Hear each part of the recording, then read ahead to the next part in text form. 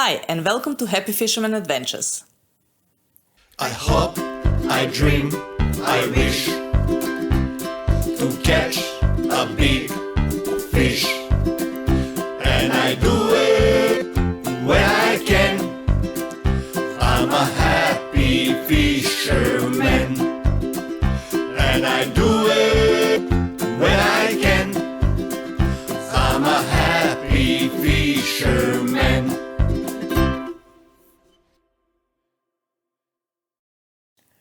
And we are back. It's good to be back, but it also was good to have a short break. You guys really didn't miss much during our break because the weather was shocking and we didn't really have many good days. The only time we had good weather was when I went to the snow. That's right, yeah. Mima went with her brother and the kid. They went to Falls Creek. They had a great time. It was nice and sunny.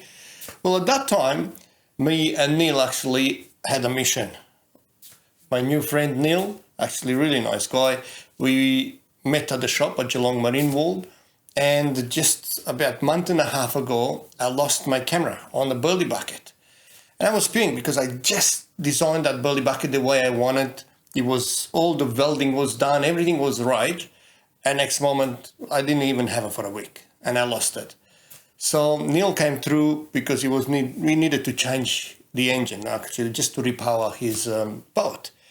And he mentioned, I only go left or right from the bluff and I'm looking for crayfish. I go, whoa, wait a minute.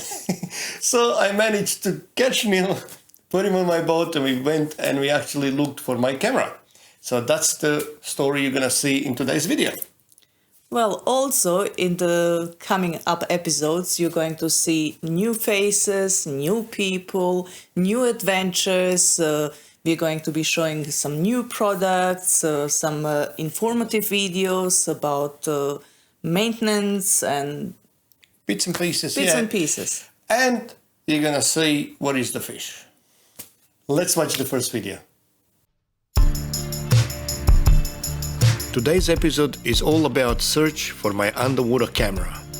I lost my camera about 3 weeks ago and it's on one of these burley buckets that is specially designed. Looks like this one that I got here, but it was really specially designed and I really want it back. So at Geelong Marine World I met my new friend Neale and he volunteered to jump in the water and look for it. Neale is actually a professional diver and he's got all the equipment and that, but he normally dives for crayfish around the heads, around the bluff, so today it was something different for him. The time I lost the camera, I had the area marked, basically the track. So I put the truck back on my sim rod and I had a rough idea where to anchor. The depth is about 5 meters and the water was quite clear, so hopefully the visibility down there will be okay. The best part about today, it is a sunny day. Second, there is a weekday, so it's not many boats around, so it's quite safe to jump in the water and go on with our mission. All the preparation was done pretty quick. Neale had one of my cameras and off he goes. Diving, it's really fun, but you do have to have proper training and be professionally educated, I believe, to do this. And it's a lot of years of experience, something that I'm not good at it. Mima wants to do this, but me, I think I'm better to stay on the boat. As you can see here, the water was actually clear on the bottom than what was on the top. It was actually, the visibility was actually really nice. And first thing first, we found an Sarka anchor. So that was a bonus. Neale tried to move it just to make sure that's not stuck there, and that was okay. And we just left it there and continued with our mission. So we're gonna come back for it later. Then very quickly we saw this bright, shiny silver thing in the water and we were, yes, that's it. But it's not, it was just a can. So it looked like my burley bucket, but it was just a can that someone threw in the water.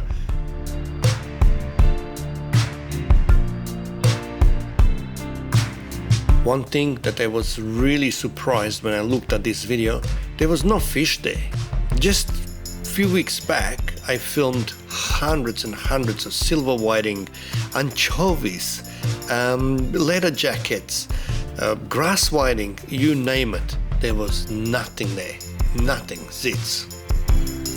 From the boat, I actually was looking for these bubbles and I knew where Neale is. Sometimes it's better if it's two people in the water, it's just safer. But unfortunately today, Neale was on his own. After about good 5 minutes in the water, Neale got across first fish, and that was a porcupine pufferfish. There was few orange corals, there was some blue corals or ever blue things in the water, I don't even know what they are. And it's nice to see, but the grass was really funny. Some was actually quite tall, some was like really short, and yeah, it just didn't look nice at all.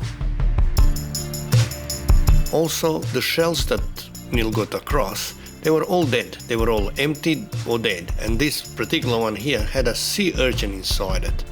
Watching this footage later, I wasn't impressed. Actually, it wasn't something I'm used to, like a lot of life, a lot of fish, things happening. It was quite dead. After about 10 minutes of searching, no luck. So Neale decided to come up, get the rope so we can retrieve that anchor.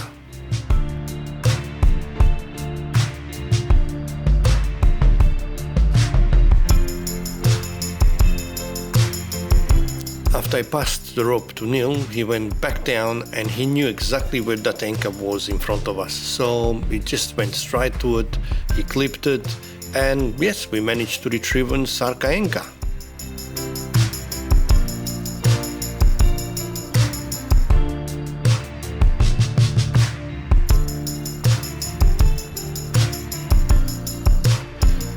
You can see when Neale moves the anchor how this slimy grass just pops up everywhere.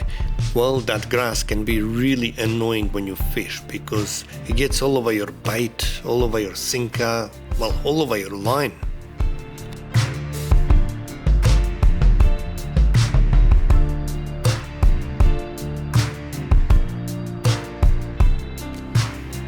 Anyway, retrieving the anchor was easy, but still no sign of my burley bucket and my camera.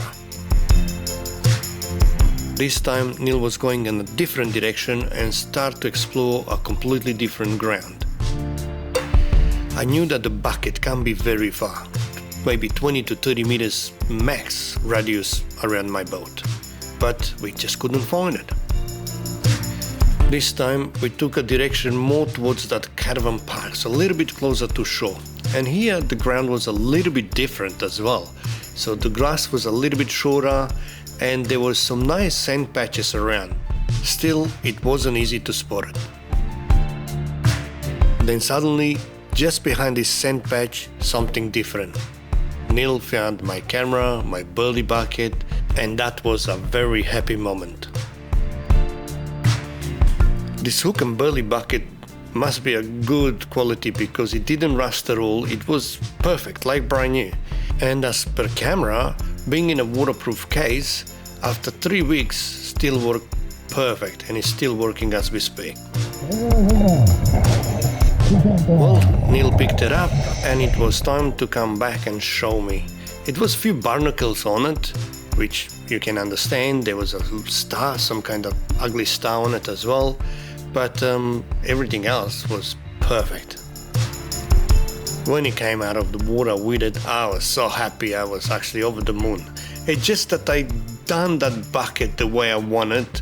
I set up the legs to actually fold inside. Everything was the way I wanted. So I had it like that for less than a week before we lost it. As you can see here, the only damage we done is the prop cut my rope. That was it.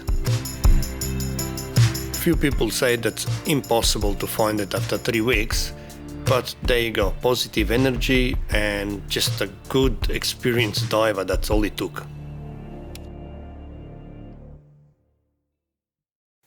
Well, as you saw, mission accomplished. They managed to retrieve the camera and the burley bucket, and after that they went to 20 meters depth, trying to get some scallops, and then they had another mission to catch some King George whiting.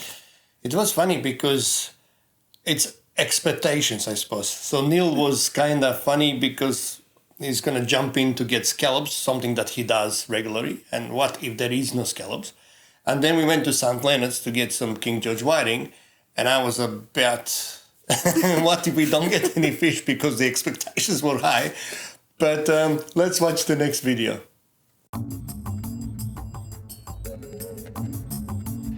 Well, after we found the camera, we decided to go and do some fishing. But before that, we're gonna stop in about 20 meters of water just out of Port Arlington, and Neale's gonna try and look for some scallops. We put a bag for collection, obviously, of the scallops on the rope, and we sent it down. Again, Neale used my camera as he was diving down so he can film some bits and pieces, and you can see the ground here. He actually knows the ground. He was diving here before, so he has a rough idea what to expect. But I was quite impressed because to me it looked quite muddy and I don't know, it just didn't look that healthy.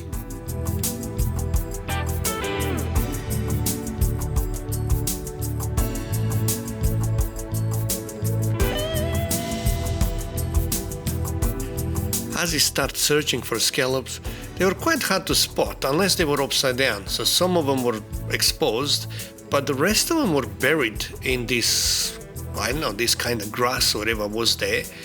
And yeah, it wasn't that easy to spot them. But after a while, he found a better ground and we ended up with quite a few.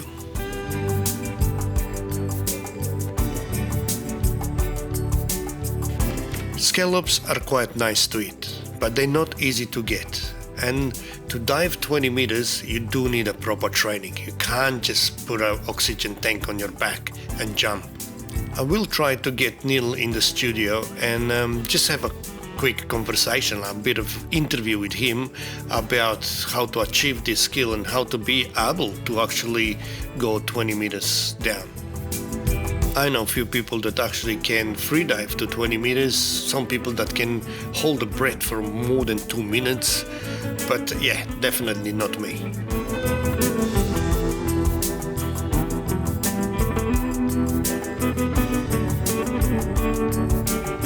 As you can see here, the ground changed a bit. And yeah, it was a bit rocky, it was different, definitely different. But we said we're gonna get only a few scallops so we can have for dinner. And yeah, it was time for Neale to come back up and yeah, we go do some fishing.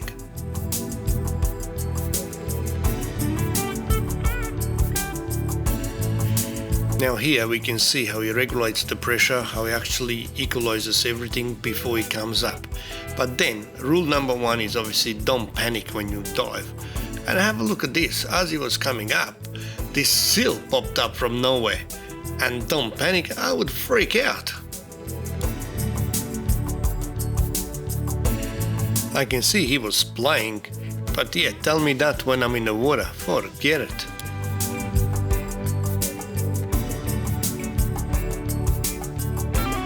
Well, another mission accomplished. We wanted scallops, we got few. It was time for Neale to come out, pack up to diving gear, and then we're gonna get ready and go to St. Leonard's and try to get some King George whiting.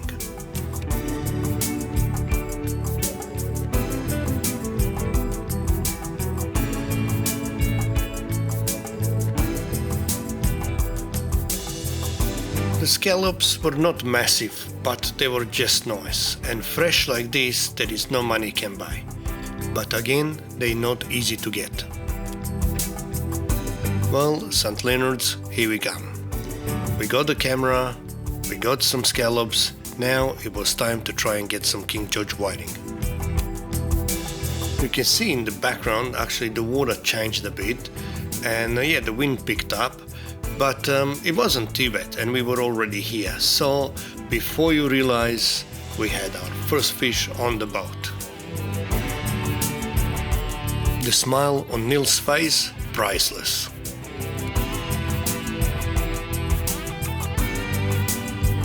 At this stage, there was nobody around us. It was only us in St. Leonard's, and this is not something that I'm used to. Then we were on fire. there was fish after fish. The fish was quite small. We actually kept few 32 to 35 centimeters, and there was heaps that we had to put back. But no less, we actually had fun, we were laughing, we were catching, and yeah, it just was an awesome day out.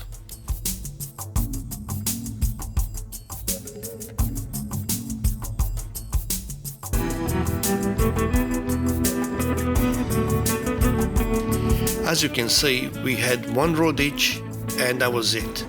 Both were rigged with reedies, Tinganos rig, and yeah, we did not put the rod in the holder or anything. You cast it, you just slowly wind it back, or just keep tension, just keep a contact with your sinker. You feel the first bite, don't act, the second bite, bang, they on. In this occasion, we managed tangle. The lines were crossed, and yeah, it took a while to fix this problem, but we were back on after, and yeah, we just kept catching. In meantime, tide changed and we had wind against tide, so we were rocking.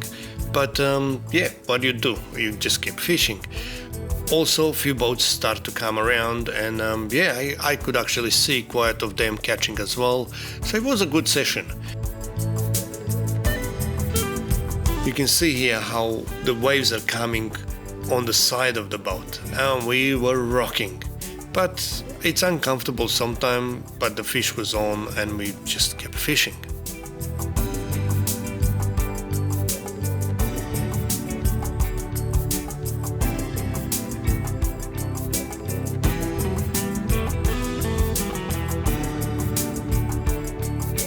Pretty quick, we started to run out of bites, so I had to put the rod down so I can grab some more pilchard and cut it up. But that didn't work, because before you realize, I had another hit.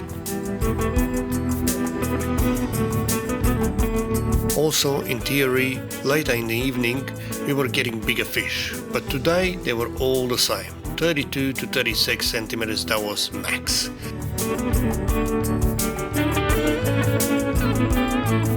Every time I looked at Neale, he was smiling like not tomorrow. He was enjoying himself, catching fish left, right and center. I don't know if he had a session like this before, but here, first time with us on board, and he managed to catch quite a few whiting.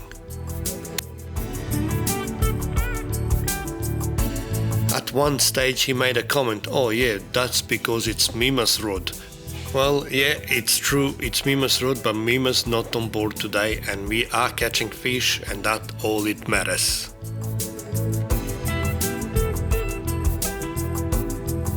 In August, it is a winter time in Melbourne, and a lot of people put their boats away.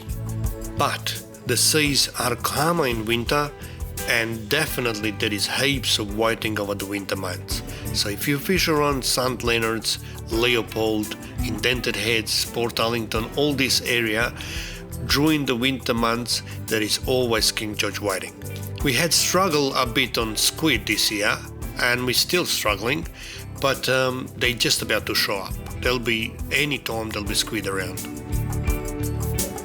Another fact about King George whiting in winter time is that they do go better just before the sunset. But saying that, we do get them through in a day.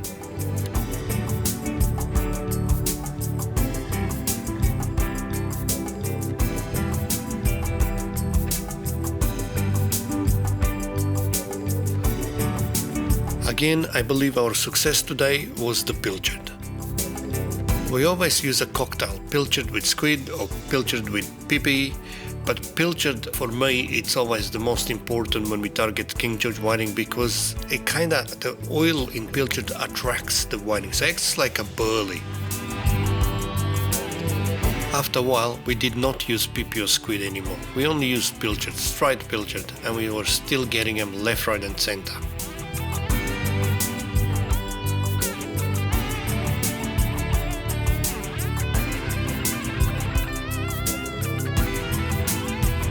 The sun was just about out, and the fish still the same size. They did not get any bigger.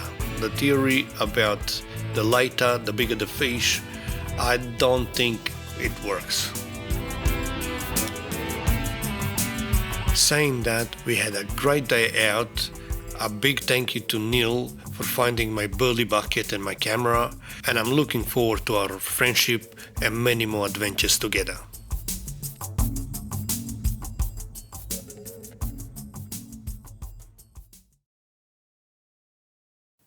Okay, where is the fish? Obviously, it's an early snapper season at the moment, and everyone is trying to get some. Well, Brett Reed started, Yeah. and they started getting him obviously off Corinella in Western Port, and some nice fish too. But saying that, there was some nice fish caught just off Port Allington Rockwall. There's a few fish caught on the other side, Black Rock and, Mordialloc. I would suggest, as always, early season snapper, it's still cold water, so they will be in shallows because it's actually warmer, and they're there to spawn. So they'll be all around shallows. Chase them, look for them in shallows to start with, and look, it is an early season, but there is plenty of fish out there already. King George whiting obviously is St. Leonard's and probably all around still. The only thing we had trouble catching lately is squid, calamari. Yeah, we struggled. We did struggle. Water's dirty. Obviously, all this rain and that. I mean, you don't want to see the Clifton Springs boat ramp. You can't get out. Basically, this weekend, if you want to go, maybe avoid Clifton Springs because it's clogged with grass. And grass, it's not above. It's actually thick, nearly meter and a half. All grass. It's shocking. So unless they clean it, I don't know what they're going to do with it. But yeah, other than that, if you're going to chase squid, the water's too dirty. Yeah. So you need to look for clear water and that. So if you want squid, you either go on the other side, Blackgowrie, Portsea. Around Queenscliff, they're catching some nice big squid, but not many numbers, but they're big. And I would still suggest around Mud Island. Tuna, schoolies, this year, it barely kicked in Portland. Yeah. But barrels seem to be around at the moment, Well, yeah, on and look, off. there is no schoolies to start with. Yeah. Rambo, Sharkman Charters, obviously in Portland, managed to get them one day, then he lost them the very next day. They were nowhere. Then a week later, they got another patch, then nothing. Barrels still around Cape Schanck and that area, we're still getting some nice fish, 100 plus kilo, which is awesome. But if we're talking about Portland, it's amazing. 100 meter depth. People are catching amazing gummy shark, snapper, nanagai, you name it, all the great fish. It's amazing how much fish is out there. Well, by saying 100-meter depth, you're really about 7-8 kilometers from the Lawrence Rock. Yeah, even more, even a little bit more. Yeah? Yeah, I would say start at 7 and look for them, and yeah, you'll end up maybe 15 to 20. Yeah, approximately. Yeah, you're gonna go fair distance, but once you get into the patch, it's mayhem. Simple, just keeps going. It's unbelievable. Well, now you know where the fish is.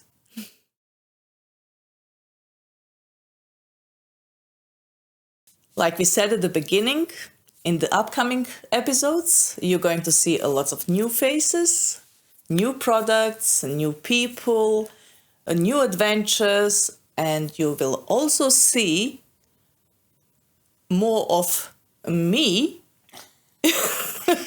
going fishing with my girlfriends on my new little Heinz Hunter. Well, before we go, I would like to say a big thank you to people that actually purchased our t-shirts, our hoodies, Chris, Alana, Robert, that donated on our website. So thank you heaps, and thank you for your support, and we'll do our best to be there for you guys. Once again, thank you for watching. Please subscribe to our YouTube channel, and we will see you next time. I hope, I dream, I wish to catch a big fish, and I do it when I can. I'm a happy fisherman, and I do it when I can. I'm a happy fisherman.